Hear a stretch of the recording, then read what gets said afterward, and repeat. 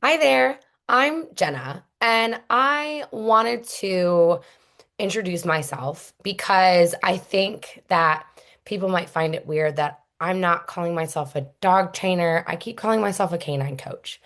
That is something I'm never going to get away from because that is what I am. I am a coach at heart. I didn't plan on becoming a canine coach, but I always thought I wanted to be a dog trainer, and a dog trainer I am, yes, but I became that coach because the dog I loved the most didn't respond to the training methods that I was being taught at the time when I first started to train. And forcing it felt wrong because here's the thing is most owners, I feel like their hiccup with training is that they think that it's going to be too hard, that it's going to make my dog a robot. I don't want to suppress their personality. I don't want to harm our trust, so I'm going to let them do whatever. And this belief comes from social media. It comes from much outdated advice. It comes from maybe watching harsh training or that they try and do very fluffy training with zero results. So we just give up, right? If that didn't work, then it's not going to work, period. And it's not going to work for us. And there's nothing I can do about it, right?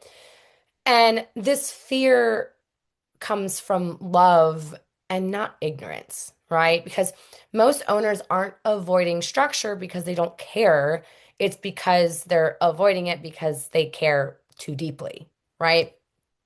So, once upon a time, I began working at a gun dog training facility in New England. And I got hired there, applied there, hired there for the sole purpose of that I knew I wanted to get into dog training. And now, when I started working there, I did not have my personal dog, but I was a kennel attendant.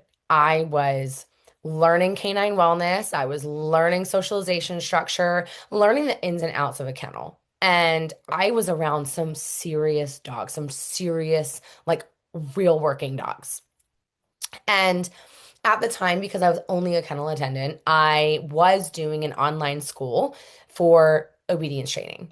And it was purely positive reinforcement, and I might get some hate, but that's fine. It was purely positive reinforcement, and obviously being in a school and having the books and doing the homework, I thought that I understood good training, and I was convinced that the gun dog methodology was a little bit too harsh.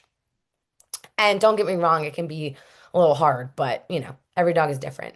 So when we actually lost our family dog, and at that point, I was already looking to adopt my own anyways. And I had applied for several dogs and I was being denied. I'm sure that everyone has had that experience of that heartbreak of the only thing I want to do is adopt this dog, do something good, and give it the love and the care that it needs. And it was like jumping through hoops. I understand, but also they definitely make it a lot harder for very well-intentioned people. And so that is when we go and support backyard breeders. But this is a conversation for a different day. Now, I find after being denied, I finally came across a dog, and I cannot take credit for his name. He was already named, but I came across a dog, and his name was Bubba Gump. Yes, like the shrimp company. And I had to have him. I had to have him. I don't know what it was. I don't know whatever calling in the deepest pit of my chest was just, you have to have this dog. And so I applied and the foster mom called me and we had a 45-minute phone conversation about how just terrified of life this dog was. And she kept reminding me, he is not going to be easy. He's a very sweet dog, but he is not going to be an easy one. And let me know that he was a very nervous, very under-socialized, fearful dog. He was literally kept in a barn with his litter mates, and he was the last to be adopted. He was the last one. And I got him, spoiler alert, and she was not wrong. that he was very tough because as I was getting into my like training journey, I obviously have in the books the positive reinforcement, learning about the conditioning, learning everything that it was that I thought was going to work for him. And all of a sudden, it didn't. He was so stressed out. He was so anxious that he was not food motivated. I didn't know what to do besides trying to bribe him with treats because this is what the books were saying, right? And he was in a constant anxious state. The treats would not land. He didn't want anything to do with it. And the books were saying one thing and he was doing something completely different. And finally, it was one of those where it's not a matter of this dog being stubborn. He was so scared. He was so scared of the world and had zero confidence in himself or in any outlying anything. And now obviously we bonded, but it still didn't get rid of the fact that like when I tell you this dog was a fainting goat, he would literally just anytime that even like a truck came by. He was so afraid of the world. And it left me with just, I don't know what to do.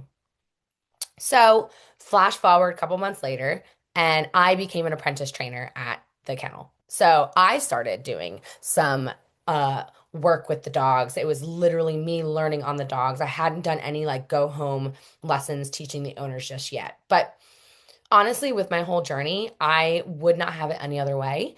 It taught me so much about dogs and this business and care and wellness and timing, all of that from start to finish.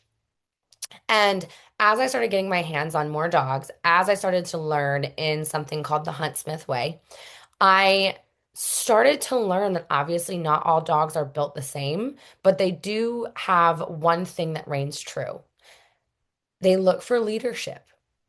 And leadership does not have to mean dominance because proper leadership means giving the dog the responsibilities that they are capable of. Now, I have, and it was my once upon a time mentor, and he is a gun dog trainer, but his name is Sunny. And he changed my life as far as the validation that was me getting into this training, but he said something that I will never ever forget for as long as I live. And it was between me and Bubba, if he'll try, you'll try, and you will do this together. That hit home harder than anything else I had read in those books to date. If he'll try, I'll try, and we will do this together. As I started really leading Bubba through it and really not allowing him to spiral into that anxiety and showing him that, yeah, dude, you can actually do this. You can get up on that A-frame. You can jump up on this place. If you just look for my cues, life is going to be so good, and that's going to bolster your confidence. He started to learn to trust my guidance. He started learning how to have confidence in me through the clear guidance that I was giving him, the clear direction. It went from, I can't do this, to, I will look to you. I will look to you because I know that you've got it and you haven't let me down yet. And the structure and the kind of like ass kicking that I had to give him, it didn't make him less joyful. It broke this dog open finally. And over the years, we have been able to do some very incredible things. We did therapy dog training. He loves agility equipment. He'll do that all off leash. I've taken him on sheep because he's a cattle dog mix. I've taken him on sheep and instinct tested him, and he loved it. Oh, he loved it. He had one of those sheep by the tail. Jerk. But it's that when I finally pushed him, even though I thought it would make me uncomfortable, I thought it would make him uncomfortable. When I pushed him in a way, he no longer opted out of life.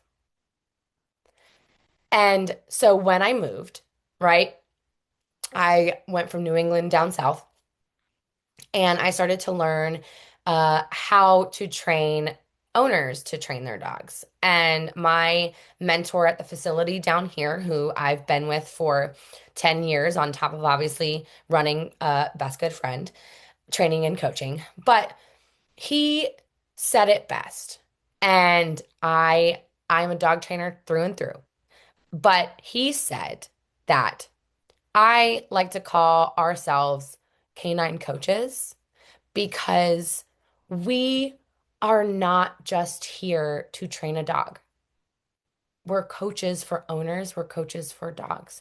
And that just clicked for me because as I brought Bubba Gump along, I learned that dogs live in the moment, dogs live in real life, as do owners, right? And owners need confidence, they don't need obedience scripts. Coaching allows me to focus more on energy, on our timing, our expectations, our follow through. It allows me to be able to coach the owner to have a relationship with their dogs because when I finally realized that I could be that beacon, that leader, that coach for Bubba, he completely broke open and he became a completely different dog. And I remember a cousin of mine when she was starting to look for a dog, and she said something, and it will never, ever, ever leave me. And it was that I want what you and Bubba have. I see the way that he looks at you, I see the relationship you guys have. And I believe deeply that every owner deserves to feel exactly how I felt in that moment because yes, I'm a dog trainer, but I am a coach. I'm a dog mom. I love my dogs. I absolutely let them get away with stuff, right? But at the end of the day, I'm still that leader for them to show them how, where, why, what I want. And so I have my heart dog and Bub Gump, and I've got my soul dog when I got my border collie Bindi, and it was that same level of expectation. It was same, but different, right? Bindi was a working line border collie. She's a different story. But I learned that when owners change how they show up, the dogs don't have to try so hard, right? And now the reason why it's called Best Good Friend is everybody and their mother has seen Forrest Gump. And I remember shortly after I adopted Bubba, this came on TV and I was watching it, and of course, the scene comes on when Forrest is holding Bubba in his arms, and he says, "Bubba was my best good friend, and even I know that ain't something that you can find right around the corner." And I can't say that line without crying because it's true. Your relationship with your dog is not something that you can find right around the corner. And it's so important for yourself and for your dog to get them to a place where they can fulfill and feel so much more fulfilled about their lives and look to you and have that relationship.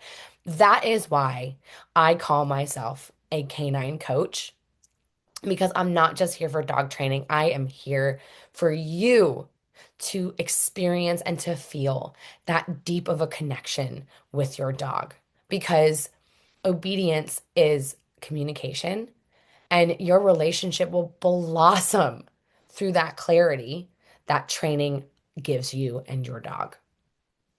And now, again, I don't want owners to ever feel like they need to choose between structure and love, that they need to choose between obedience and joy because they coexist when done correctly. And that is the sweet spot. That is the secret to the sauce. Because a well-trained dog and a deeply connected relationships are not opposites. They're partners. They coexist. They exist within each other.